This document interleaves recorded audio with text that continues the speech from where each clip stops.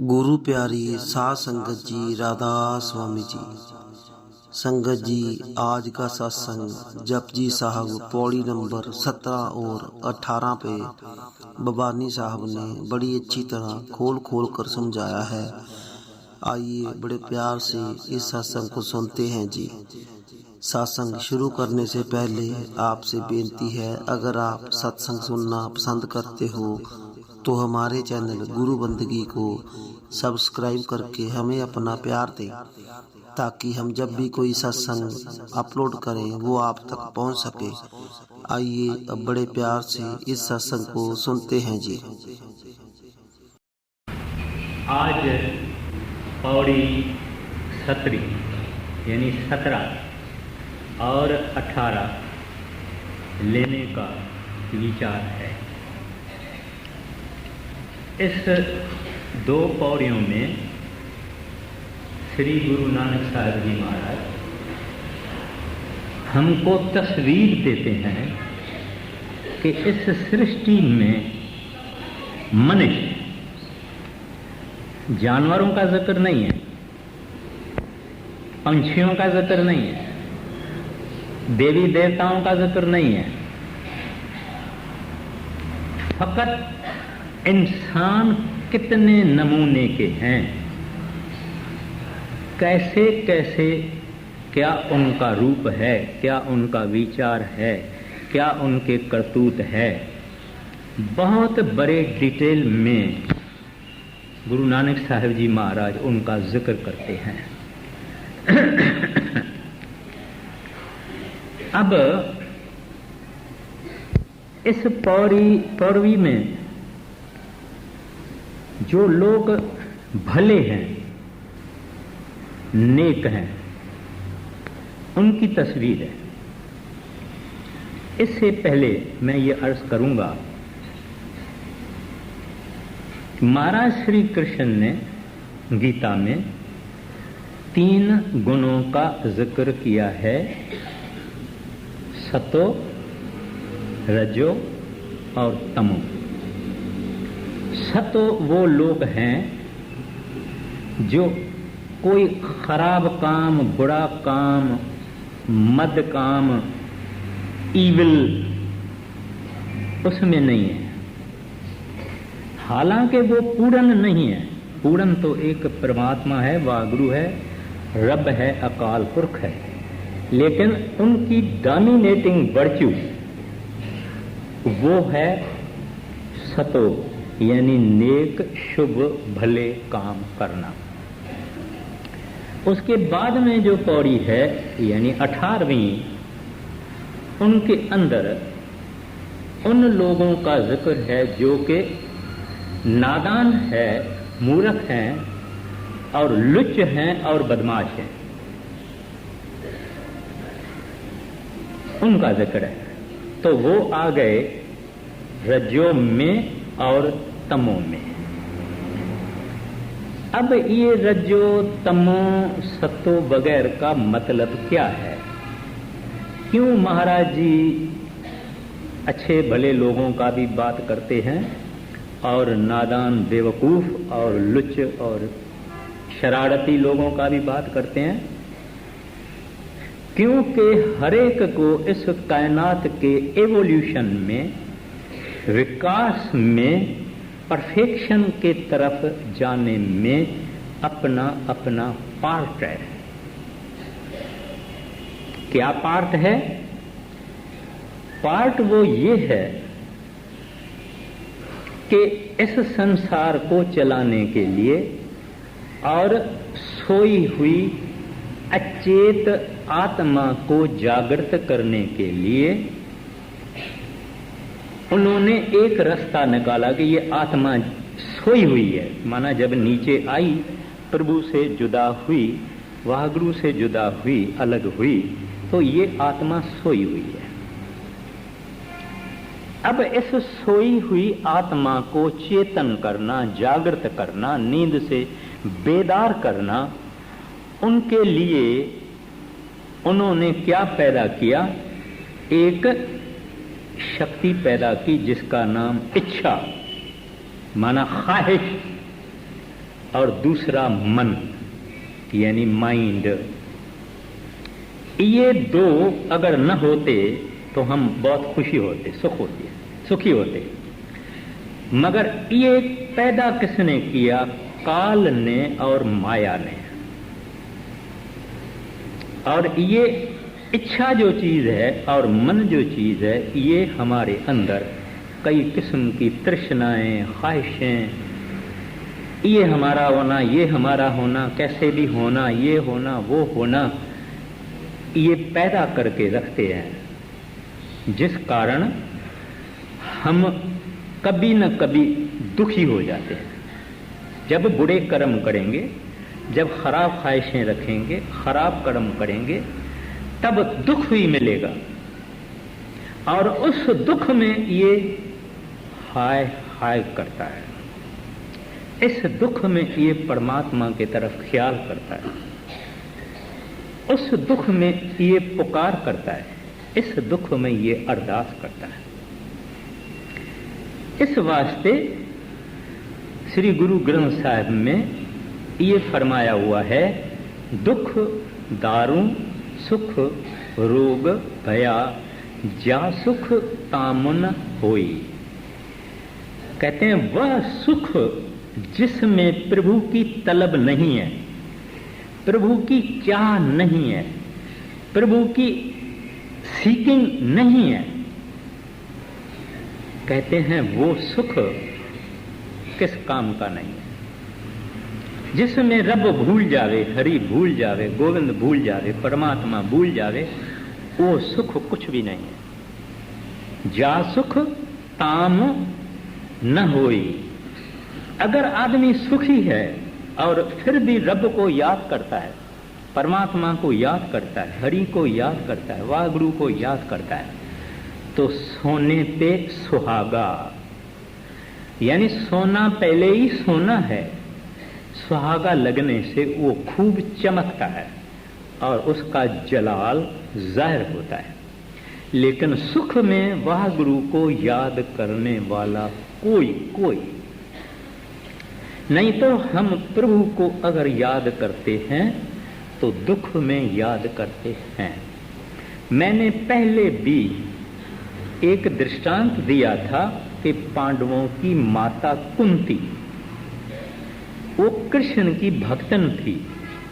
एक दिन कृष्ण इसके ऊपर बहुत राजी हुए, खुश हुए, उनको कहने लगे, कुंती तू मांग, क्या मांगती हो?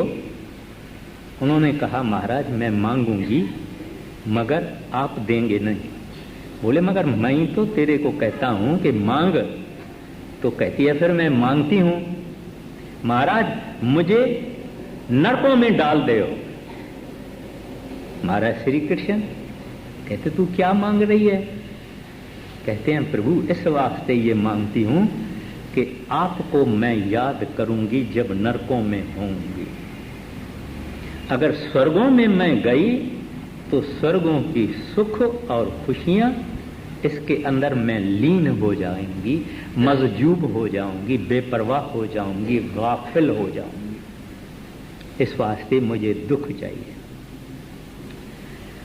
तो इस वास्ते ही कुदरत ने, वाहगुरु ने इस संसार में मन और इच्छा, माइंड और डिजायर पैदा की है। महाराज श्री कृष्ण ने गीता में कहा है, सब कष्टों का मूल है इच्छा, ख्वाहिश, डिजायर। आप ख्वाहिश करते हैं कि मेरी नूंह बड़ी अच्छी होगी, समझदार होगी, लिखी पढ़ी होगी, खाना पका के सगेगी, घर का काम भी करेगी, डेकोरेशन भी करेगी।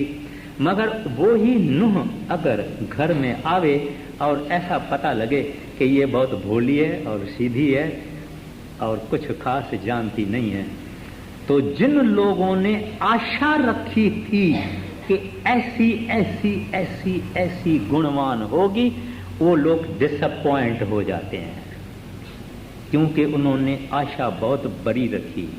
उनके आशा के अनुसार वो नूंह नहीं निकली।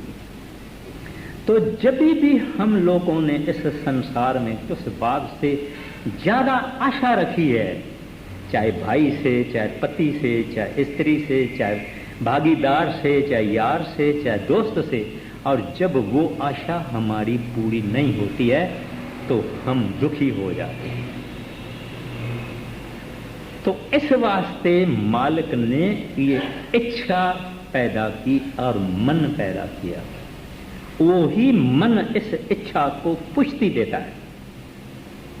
अगर किसकी कार अच्छी देखी, नया मॉडल देखा, फास्ट चल रही है, आवाज और कर रही है, तो हमारे अंदर में मन इच्छा पैदा करता है कि मेरी तो पुराने जमाने की गाड़ी है, ऐसा नया मॉडल मेरे को होना चाहिए। और फिर प्लानिंग शुरू हो जाती है, स्कीमें शुरू हो जाती है कि ये कैसे होवे।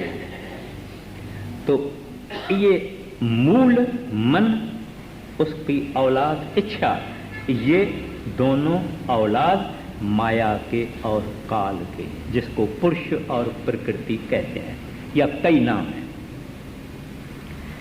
अब ये क्यों किया गया है? ताकि आदमी इस संसार के दुखों सुखों से तंग होके एक दिन मुंह अपना ख्याल, अपनी तवज्जो उस परमात्मा की तरफ करे। एक दिन इस दुनिया के चीजों से तंग आ जाए और ये कहे कि प्रभु अब मैं थक गया, कृत कर्म के बिछड़े कर कृपा मेलो राम, चार कुंठ दह दस भरम्यो थक आयो प्रभु की शाम। है प्रभु, बहुत भटका हूं, बहुत देखा हमने, बहुत सुना, अब थक गया। अब आप ही अपना रास्ता दो, आप ही अपना पता दो, आप ही बुलाओ, आप मेरी बाह पकड़ो। मैं असमर्थ, नादान, मूर्ख, कमजोर, निर्बल हूँ। बल छुट गयो, बंधन पड़े, कुछु न होत उपाय। कह नानक अब ओट हर, गज यूं होत सहाय। जब ये इस तरह से उस साहिब के चरणों में गिर जा रहे और कुछ न सोचे, सोचना वोचना, जब सब बात से थक गया, तब भगवान कहता है ये मेरा है, मेरे पास आएगा, क्योंकि ये थक गया है। मुश्किल ये कि हम माया से, माया के सामानों से थकते नहीं। थोड़ा है तो बहुत चाहिए, बहुत है तो और बहुत चाहिए, और बहुत है तो और चाहिए। नीचे से नीचे कीड़ा है, ये राजा होना चाहता है, क्योंकि इच्छा बैठी हुई है, मन बैठा हुआ है। लेकिन इस तरह से चक्कर चालू है, चालू है, चालू है, चालू है। जब उनका समय आता है तो अब हम लोग अपनी पीठ दुनिया को दे बैठे हैं, मुंह माया की तरफ है, धन की तरफ है, मान शान की तरफ है, हुकूमत की तरफ है। बाद में हमारा मुंह सतगुरु की तरफ हो जाता है, वाहगुरु अकाल पुरख की तरफ हो जाता है, हरि की तरफ हो जाता है, गोविंद की तरफ हो जाता है, पीठ दुनिया की तरफ हो जाती है। तो ये सब जो कुछ है ये चालू ही है। एक दिन जरूर थकेगा, क्योंकि जो आत्मा जिस सुख को तलाश करती है वो ना इस शरीर में है, ना इस संसार में है। इस वास्ते महाराजा से भी पूछो, उसको भी संतोष नहीं, तृप्ति नहीं, रजा नहीं। गरीब से पूछो, उसको भी संतोष नहीं, तृप्ति नहीं। तृप्ति किसको है? जिसके ऊपर वो रहम करे, दया मेहर करे, नजर डाल दे रहमत की, वो इस तरफ मुंह करेगा और यहां आएगा, प्रभु के पास पहुंचेगा। तो अब ये जो है जिक्र है उन लोगों का जो दुनिया में अच्छे और शुभ कर्म करते हैं, हालांकि अपने अपने नमूने से परमात्मा को मिलने का यत्न करते हैं, अपने अपने नमूने से। लेकिन जो असल नमूना है, असल मार्ग है, असल पथ है, रास्ता है, वो तो एक नाम का रास्ता है और एक शब्द का रास्ता है और सतगुरु के शरण का रास्ता है और कोई रास्ता नहीं है। तो अब गुरु महाराज बड़े सुंदर तरीके से हमको इस 2 पौड़ियों में पूरा ज्ञान दे देते हैं कि इस दुनिया में क्या क्या लोग कर रहे हैं, कैसे कैसे नमूने के लोग हैं। कहते हैं असंख्य जप, असंख्य यानी जो गिनती नहीं कर सके, बेशुमार, काउंटलेस जिसको हम अंग्रेजी में कहते हैं ये बेशुमार हैं लोग जो बेशुमार नमूने से परमात्मा को याद करते हैं और उनका जप करते हैं और उनको अपने हृदय में रखने की कोशिश करते हैं। कहते हैं ये भी असंख्य है।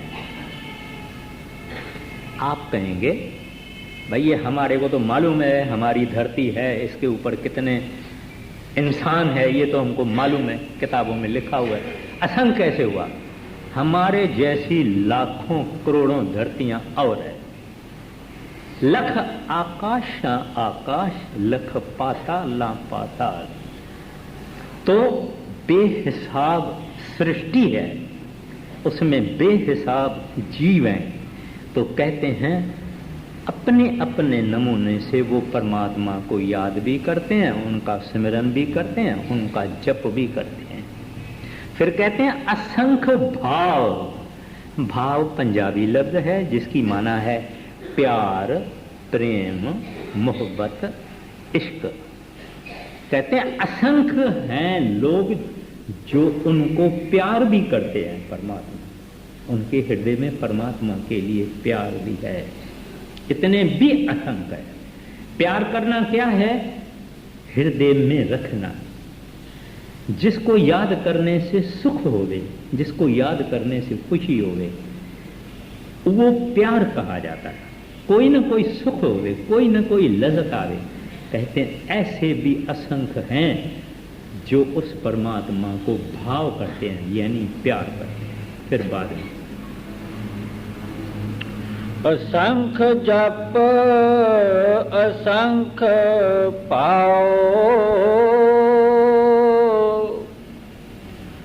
असंख्य पूजा असंख्य तपताओ। कहते हैं अनंत बेशुमार आदमी उस परमात्मा की पूजा करते हैं, परस्तिश करते हैं, उनको आराधते हैं, उसकी वर्शिप करते हैं। और फिर फरमाते हैं ऐसे भी असंख्य हैं जो तप में बैठे हुए हैं, पेनेंस जिसको कहते हैं, यानी शरीर को तकलीफ देना, शरीर को कठिनाई में रखना, बांध के रखना। इस तरह से वो लोग तप में बैठे हैं। ताव अपन लोग यहाँ महाराष्ट्र में बोलते हैं, ताव माना बुखार है, मगर वो तप करने का भी बुखार है।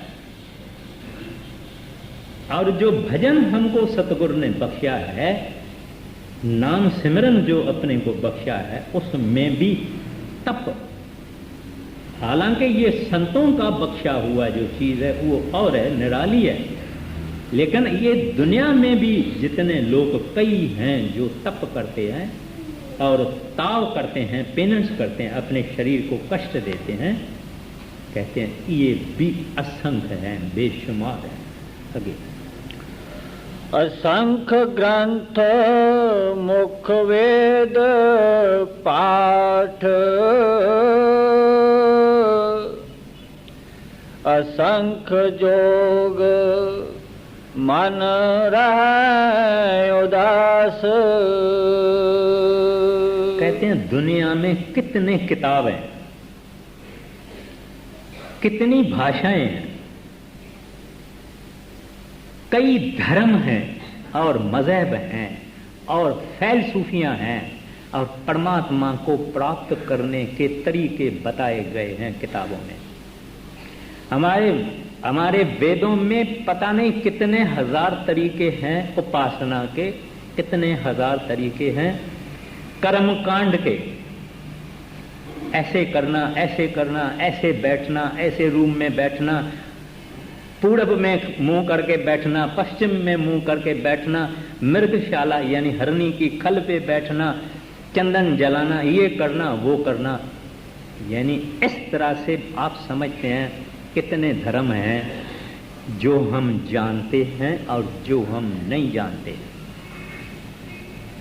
यानी मैंने तो पहले ही अर्ज किया कि हमारी धरती कुछ भी नहीं है, बहुत कुछ है। और तो कहते हैं इस वास्ते असंख्य तो किताबें हैं और ग्रंथ हैं और पुस्तक हैं और वेद हैं और शास्त्र हैं और स्मृतियां हैं और उपनिषद हैं, और कहते हैं असंख्य पाठी हैं, पढ़ने वाले हैं,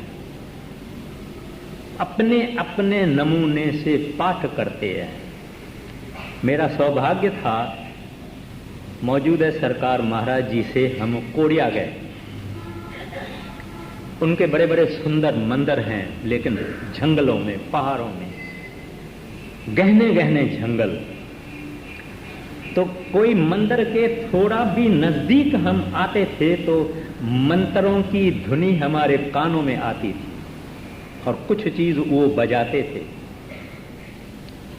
और वो तो हम समझते नहीं थे क्योंकि उनकी भाषा में था।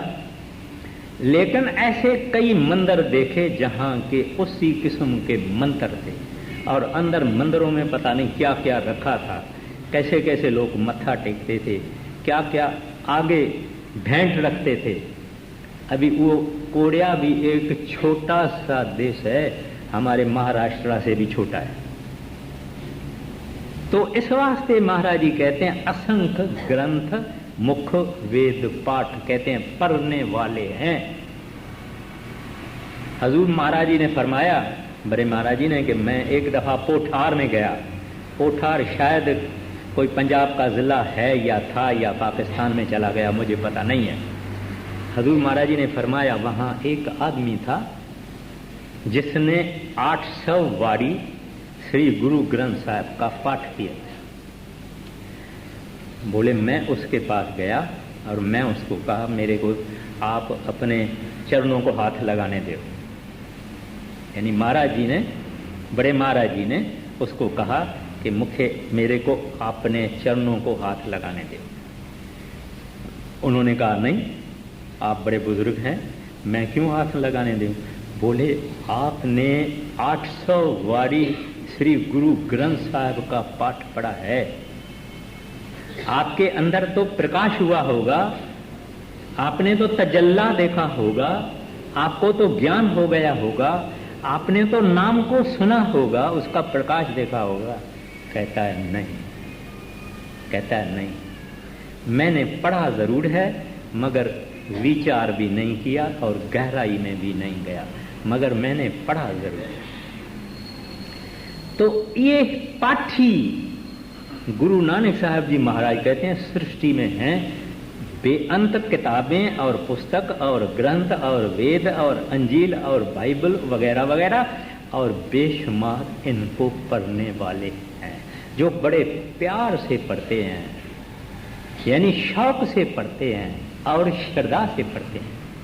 लेकिन मैंने पहले ही अर्ज किया कि सब अपने अपने नमूने से उस परमात्मा को मिलना चाहते हैं और उस कारण वो अपनी अपनी बुद्धि के अनुसार कोशिशें करते हैं उस साहिब को मिलने की। आगे असंख्य पावत गुण ज्ञान विचार,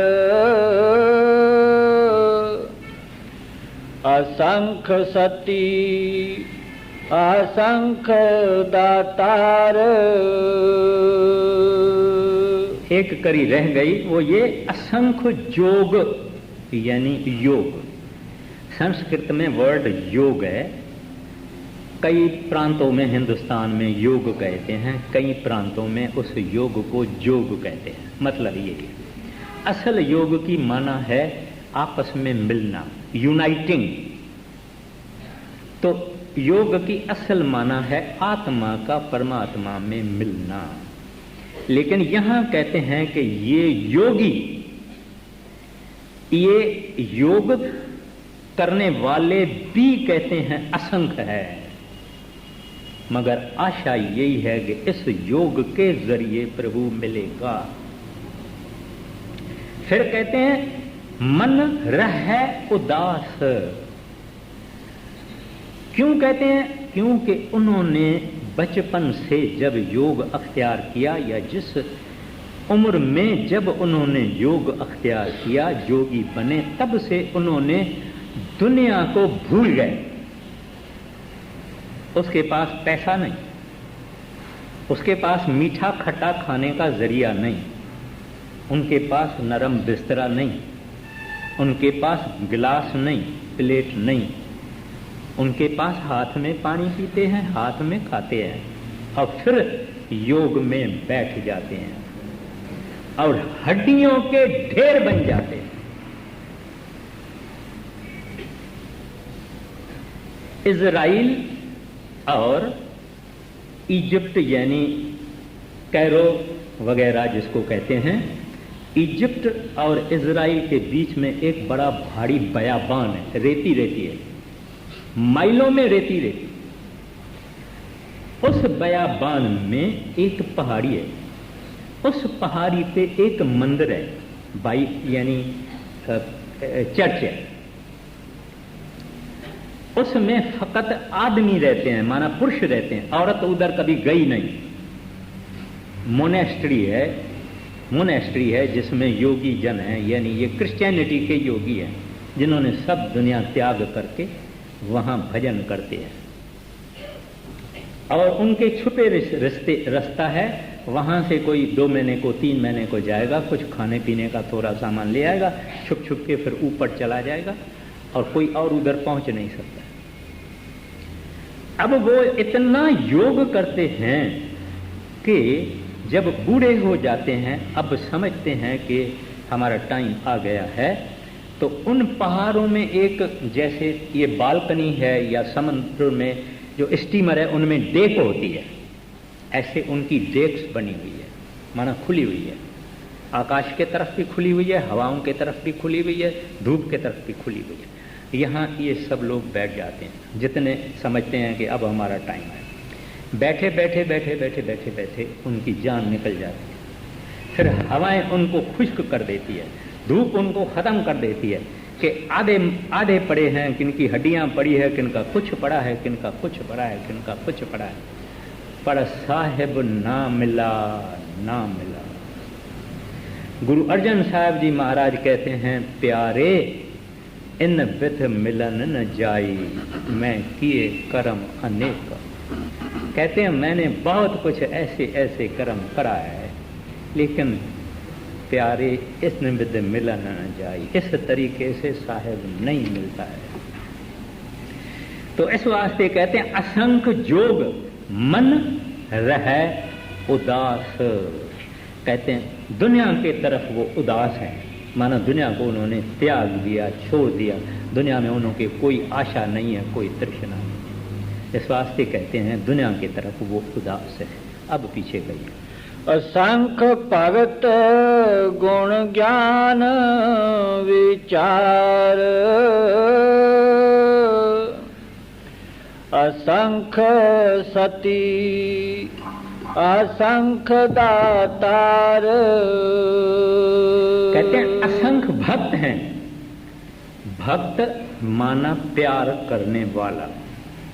कहते हैं असंख्य उस परमात्मा के भक्त हैं जो उस परमात्मा के गुण मेहरबानियां याद करते हैं, शुक्र करते हैं, उसको प्यार करते हैं।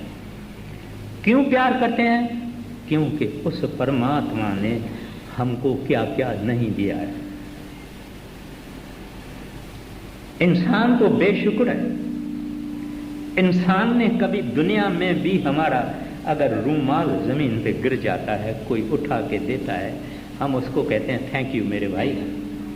ठीक है कि नहीं? मगर वो साहब जो के सब कुछ अपने को दिया है, उसको हमने कभी अपना कमरा बंद करके, रूम बंद करके, हमने आंसू बहा के कभी नहीं कहा दाता तेरा शुक्र है। ये मेरी ज़बान क्या आपका शुक्र कहेगी? आंखें भी दी है, दिमाग भी दिया है, खाना पीना भी दिया है, शरीर भी दिया है, हाजमा भी दिया है, चलते फिरते भी हैं, बच्चे भी दिए, औलाद भी सुपात्र दिया, धन भी दिया है। ये प्रभु तेरा कितना शुक्राना मानो। हमने कभी कहा?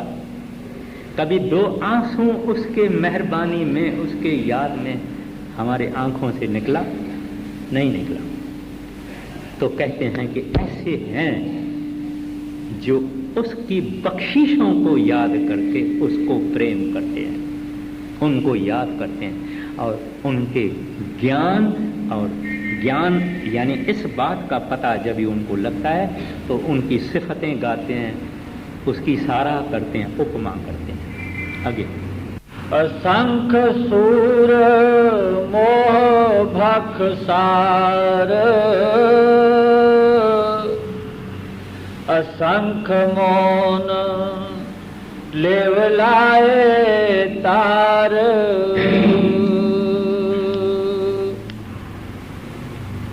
तो कहते हैं असंख्य सती यानी सत्यवादी।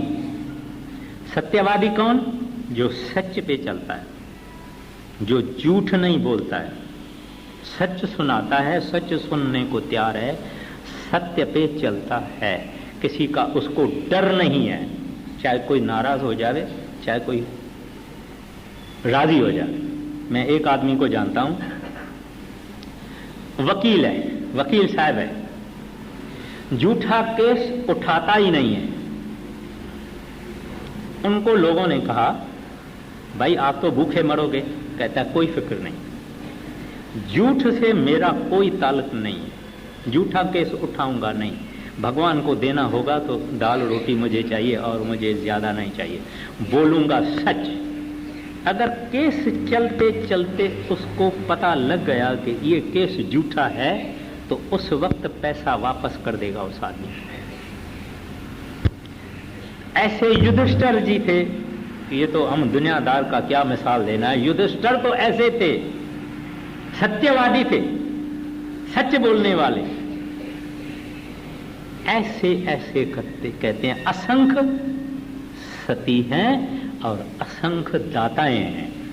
दाता माना देने वाला, यानी ऐसे बड़ी दिल वाले आदमी हैं कि कहते हैं अरे भाई ये आया है, बेचारा आया है, ये माता आई है, इसको 10,000 रुपया दे दो। वो माता जो है वो तो 500 रुपए की आशा भी नहीं रख के आई थी, 500 की भी आशा रख के नहीं आई थी, इसको 10,000 रुपया दे दो। वो तो सोच रही है कि ये क्या है, बंडल का बंडल मिल गया। तो ऐसे बड़ी दिल वाले दातार हैं, यानी चैरिटीज करने वाले, दान करने वाले, पुण्य करने वाले, ऐसे भी असंख्य है इस संसार के अंदर। फिर फरमाते हैं असंख्य सूर मोह बख सार, कहते हैं ऐसे सूरवीर बहादुर पहलवान भी हैं जो अपने मुंह पे तलवार के घाव खाते हैं। बहुत कुछ तकलीफ है मुंह पे मैंने आगे भी अर्ज किया कि मुंह पे जो जख्म होता है, घाव होता है, वो बहुत तकलीफ देता है। ऐसे खाते हैं, मगर किसके लिए? गरीबों के लिए, अनाथों के लिए, कमजोरों के लिए, निर्बल के लिए, मोहताजों के लिए। ऐसे भी असंख्य संसार के अंदर वीर और बहादुर हैं जो अपने लिए नहीं लेकिन दूसरों के लिए बहुत किस्म के कष्ट उठाते हैं। आगे असंख्य सूर मोह भख सार, असंख्य मौन लेवलाए तार। कहते हैं एक किस्म का बेख है, यानी साधुओं का नमूना है, जो कि मवन रखते हैं, मुंह बंद, बात नहीं करते। मैंने खुद देखे हैं, स्लेट उठाएंगे, स्लेट जैसे बच्चे लिखते हैं ना पेन से, वो काली पेन से, ऐसे स्लेट उठाते हैं, लिख के देंगे एक सेर गरम दूध शक्कर के साथ पीना है, वो दे देंगे, दिखा देंगे, मुंह से नहीं कहेंगे। इसको कहते हैं मवन।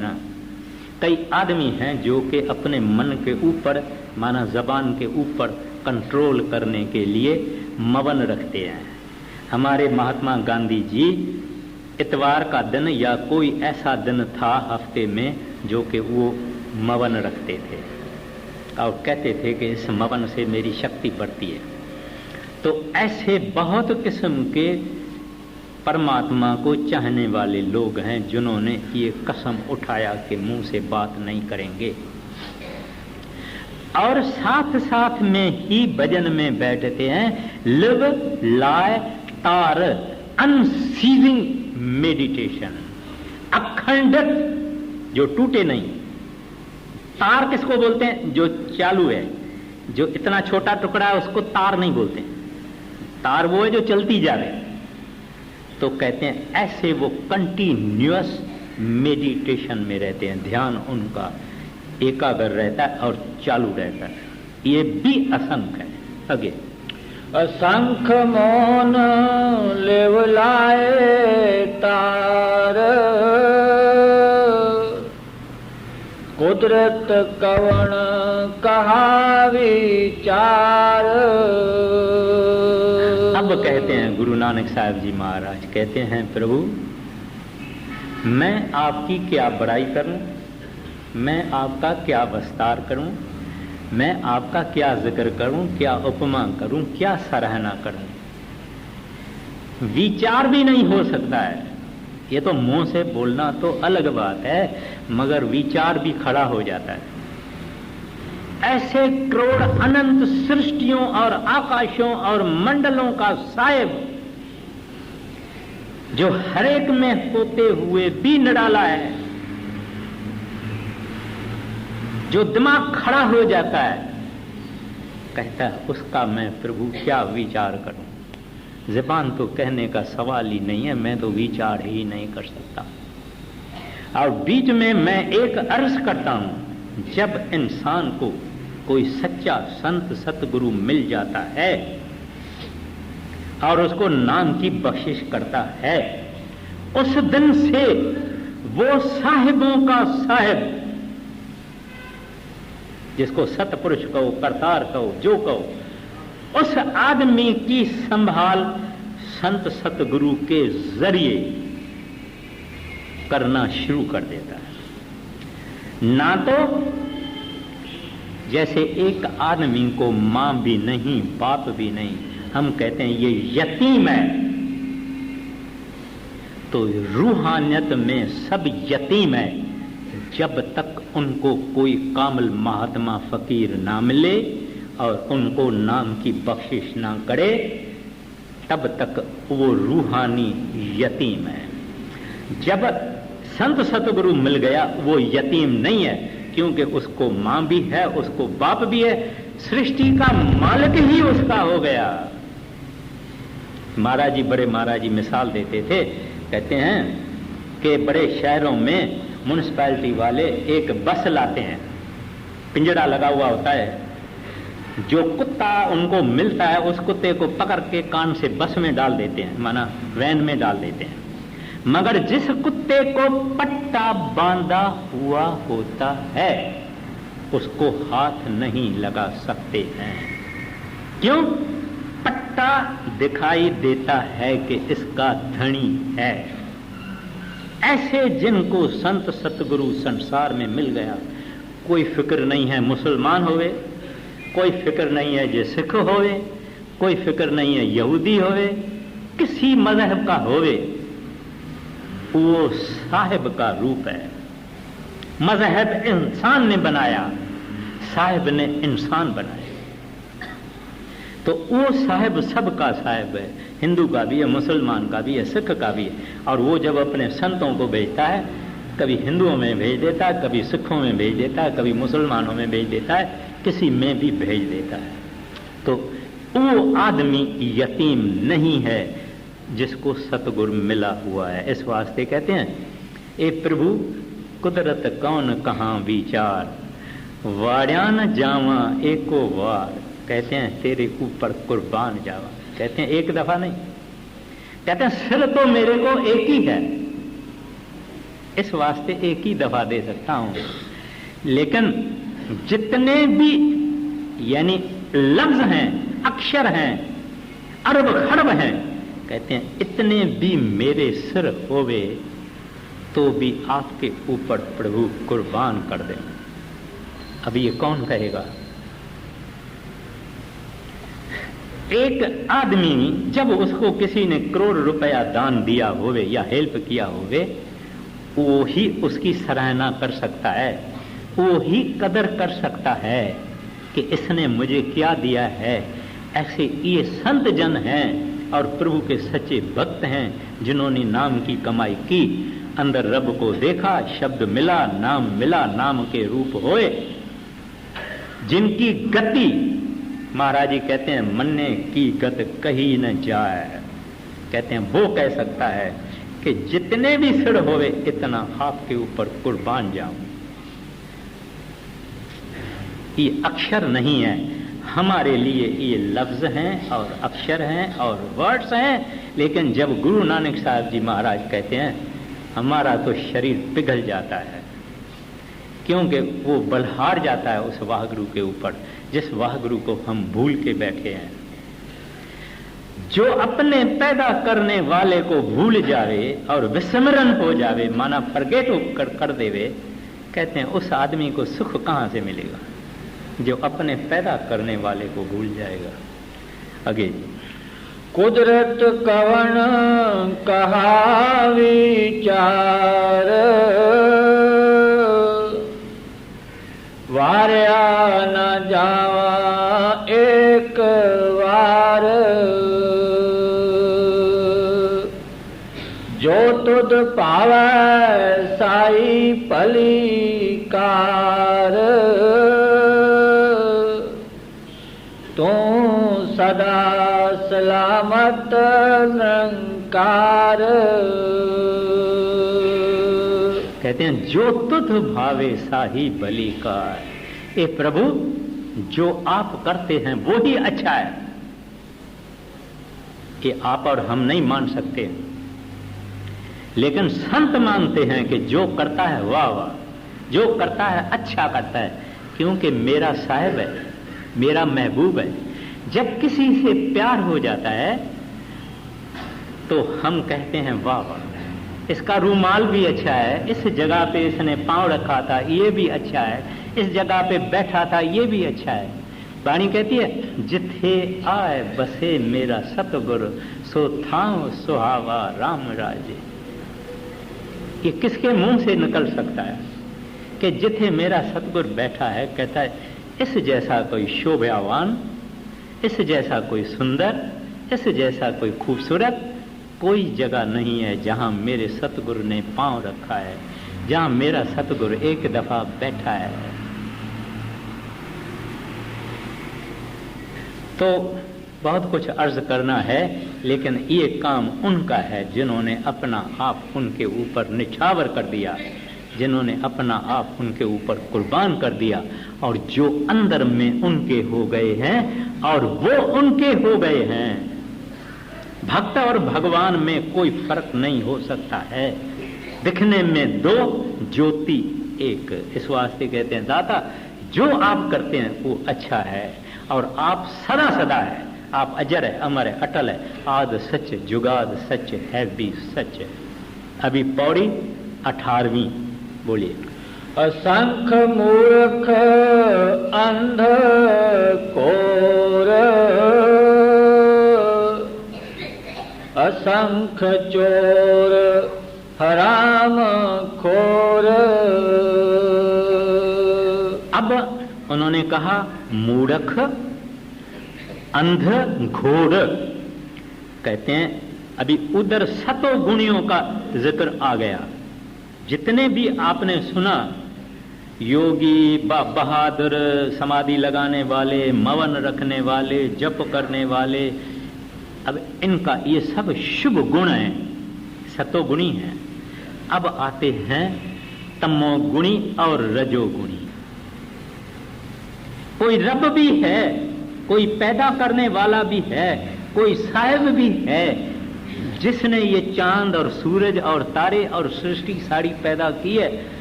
जो सूरज न निकाले, अब सूरज अगर समझो कि नहीं निकले तो आपको गेहूं नहीं मिलेगी, चावल नहीं मिलेगा, कोई खाना नहीं मिलेगा।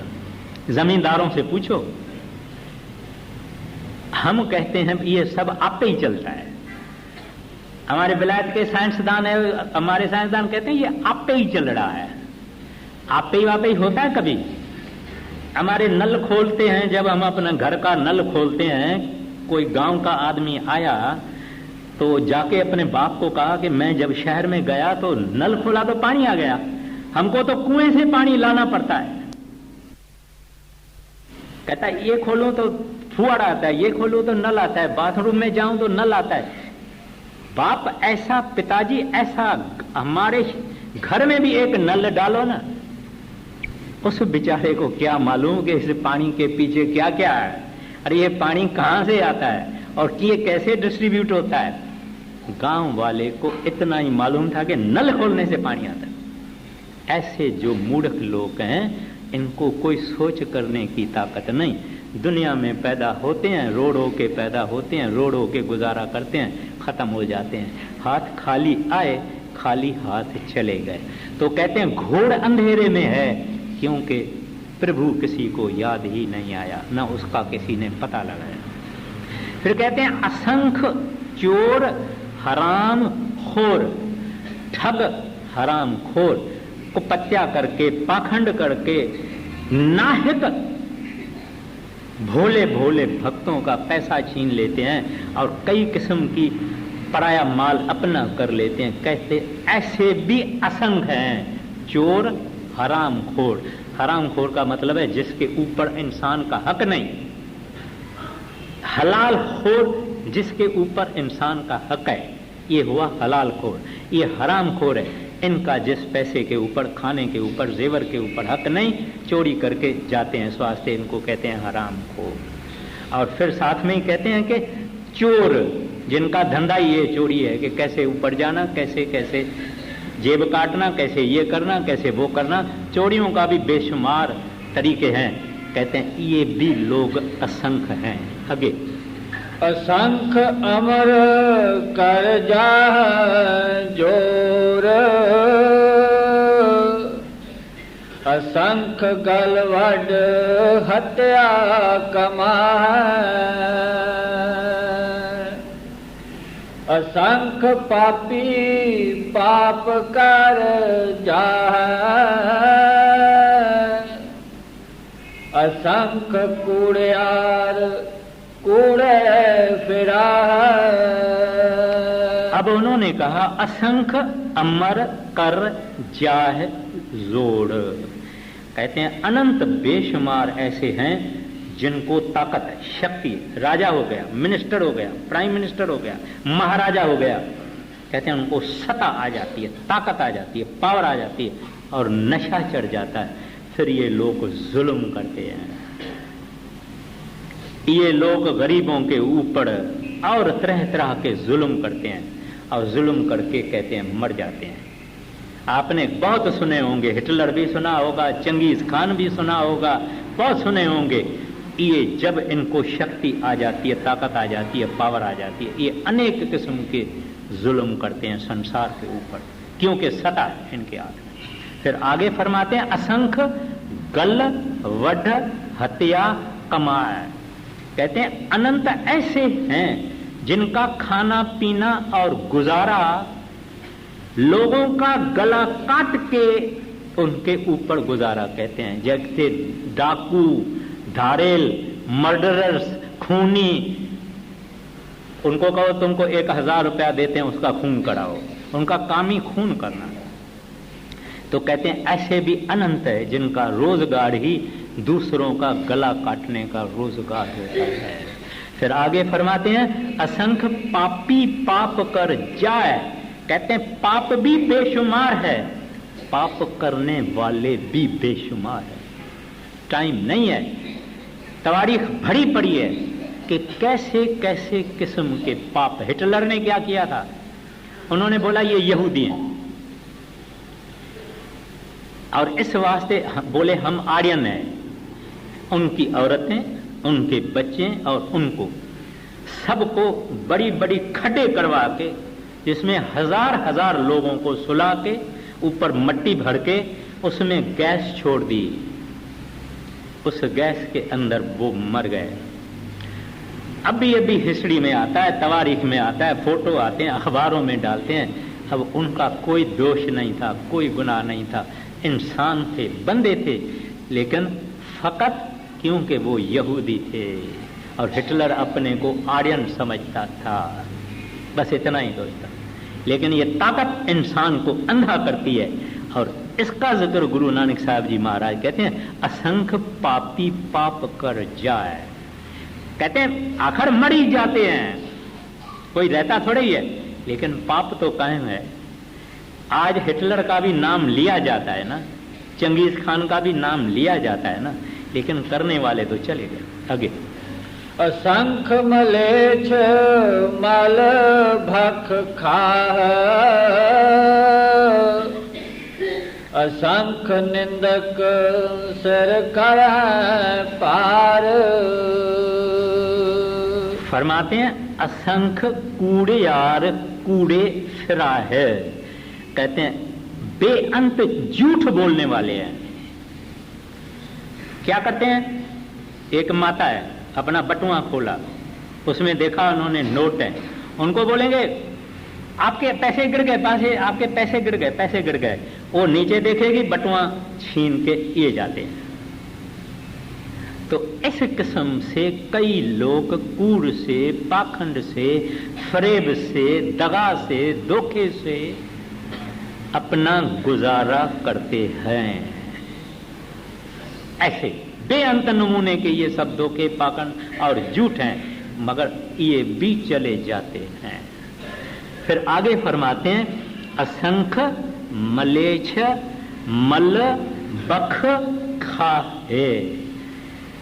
कहते हैं गंध खाने वाला, जूठा खाने वाला, जानवरों की हत्या की हुई है, मरे हुए जानवरों को खाना।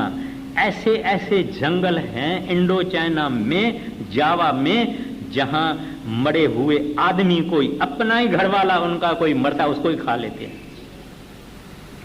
यानी ट्राइबल्स हैं, रहते ही पहाड़ों में, जंगलों में। शहर में वो लोग कभी आए ही नहीं, सिविलाइजेशन उन्होंने देखा नहीं। इस वास्ते कहते हैं असंख्य मलेच्छ मल बख खाए। इसमें मांस, मच्छी, अंडा, मुर्गी, बकरी, बकरा सब खाने वाले आ गए। इसको महाराज जी मलेच्छ कहते हैं। आगे असंख्य निंदक सिर कर पार, नानक नीच कह विचार। अब कहते हैं अनंत ऐसे आदमी हैं जो पढ़ाई निंदा करके उनके कर्म अपने सिर पर फिजूल फिजूल उठाते हैं। इधर आ गए हम सब। अभी ये कैटेगरी में हम सब आ गए। कोई है ऐसा जो निंदा नहीं करता है? नहीं करता होगा, मगर निंदा सुनता है, वो भी आ गया। अब ये निंदा बड़े महाराज जी फरमाया करते थे, ऐसा गुनाह है बेलज्जत, इसमें कोई स्वाद नहीं। आप बोलो निंदा करना खट्टा है, मीठा है, खारा है, फीका है, कुछ नहीं, कोई इसमें स्वाद नहीं। मगर इतनी निंदा लजीज है कि कोई इसके बगैर रह भी नहीं सकता। तो कहते हैं ख्वाजा हाफिज ने कहा, अगर मैं निंदा करूंगा तो अपने मां की करूंगा, ताकि मां का पाप उठाऊंगा, मैं दूसरों का पाप क्यों उठाऊं? दूसरों का पाप मैं नहीं उठाने वाला हूं, लेकिन हम खूब करते हैं, इसके बगैर गुजारा नहीं। फिर क्या बोलेंगे हम बोलेंगे हाँ भाई मैं झूठ थोड़े बोलता हूं, सच बोलता हूं। सच बोलना निंदा नहीं है, जरूर निंदा है, अपना काम नहीं है। अपने को तो जितना हो सके, जो सतगुरु ने जिन जिन को चिताया होया है उनको तो ऐसे होना चाहिए, ऐसे नहीं होना चाहिए, उनको तो ऐसे होना चाहिए। अंदर अंदर अंदर अंदर अंदर, चुप चुप चुप चुप। ये टाइम भी वाहगुरु की याद में क्यों न देवे, ये टाइम भी सिमरन में क्यों न देवे। आपको भी कहता हूं, अपने आप को भी कहता हूं, ये निंदा बहुत पावरफुल चीज है। इनसे फकत सच्चे संत मुक्त हैं, वरना सब निंदा करते हैं। इस वास्ते महाराज जी कहते हैं असंख्य निंदक सर करह भार। अभी देखिए हम कितना जप साहब पढ़ते, छोटे छोटे हम थे, स्कूल में भी जप साहब पढ़ाया जाता था। कभी हमने सोचा कि ये क्या कहते हैं संत, ये संत कहते क्या है? कहते हैं फिजूल में पड़ाया बोझा अपने ऊपर लेते हैं। यहां तक कि किसी को अगर बीमारी आने वाली होवे, अगर कोई दूसरा आदमी उनकी निंदा निंदा निंदा निंदा निंदा करेगा, उसका बीमारी का कर्म भी इसके ऊपर आ सकता है। और कर्म कौन से उठाएंगे जब दूसरे की हम निंदा करेंगे? और कौन से कर्म उठाएंगे? यही गरीबी, मुसीबत, परेशानी, दुख, तकलीफ, बीमारी वगैरह, यही तो कर्म है। यही कर्म पराई निंदा करने से हम अपने सिर पर लेते हैं। तो महाराज जी कहते हैं ऐसे भी असंख्य हैं, बेशुमार हैं, इन्यूमरेबल है। आगे नानक नीच कह विचार, वार्या न जावा एक बार। आगे जो तुद पावै साई पलिकार, तू सदा सलामत निरंकार। अब यहां एक कड़ी नई है, नानक नीच कहे विचार। ये है नम्रता। वो अपने को समझते हैं कि मैं नीच हूं, बाकी सब मेरे से भले हैं। ऐसा कहना भी संतों का काम है, ऐसा होना भी संतों का काम है। हमारी नम्रता झूठी, हम जो कुछ करते हैं दिखावा करने के लिए, कहेंगे मैं संगत का दास हूं, मैं तो संगत की जूती उठाने वाला हूं, मैं तो ऐसा हूं, मैं तो ऐसा हूं। सब झूठ। नम्रता अगर है तो इन प्रभु के प्यारों के पास हैं, और ये ऐसा ही अपने को समझते हैं। सब दुनिया में मेरे से अच्छे हैं और सबसे बुरा मैं हूं। ऐसे कबीर साहब ने कहा है, ऐसे गुरु नानक साहब ने कहा है, ऐसे सब संतों ने कहा है। इस वास्ते कहते हैं नानक नीच कहे विचार। फिर कहते हैं वार्या न जावा एको बार, जो तुध भावे साही भली कार, तू सदा सलामत निरंकार। हे प्रभु आप आद सच जुगाद सच है भी सच। सलामत माना हम कहते हैं ना जुग जुग जुग जुग जियो। कोई साधु महात्मा के पास जाते हैं, या पाठी इधर इधर हो, या बड़ी माता होती है, बुजुर्ग होती है, उसके पास कोई मथा टेकता है, बोलते हैं जुग जुग जियो बेटा, जुग जुग जियो। जुग जुग कैसे जिएगा? 100 बरस का होएगा, 125 बरस का होएगा, जुग जुग कैसे जिएगा? ये जुग जुग जीने वाले संत जन है। वो नाम शक्ति है, प्रभु शक्ति है, वागुरु शक्ति है, वो हरि है, गोविंद है, रब है, जो सदा सलामत है। माना थे, है और इसके बाद रहेंगे। इस वास्ते सदा सलामत, तू सदा सलामत निरंकार। ऐसा करके ये वाणी जो 18वीं ये जो पौड़ी है ये खत्म होती है। आप पूरा कर रहे हो। जो तुद पावै साई पलिकार, तो सदा सलामत निरंकार। राधा